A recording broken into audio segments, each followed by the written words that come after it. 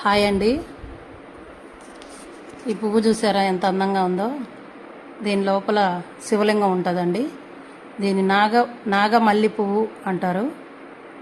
శివునికి చాలా ఇష్టమైన పువ్వు అండి. చూడండి చూడండి ఎంత బాగుందో. శివలింగం చూడండి, మధ్యలో పానపట్టం చూడండి, పైన పడగున్నట్టు. అదండి చాలా బాగుంటుంది. ఇది శివునికి చాలా ఇష్టమైన పువ్వు.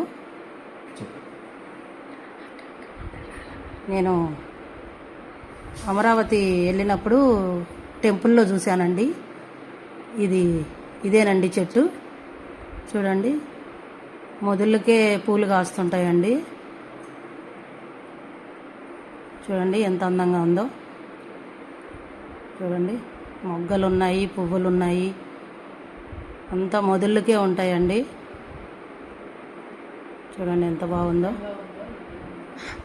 మీరు ఎప్పుడైనా చూసుంటే కామెంట్ చేయండి. అమరావతి టెంపుల్లో చూశానండి నేను.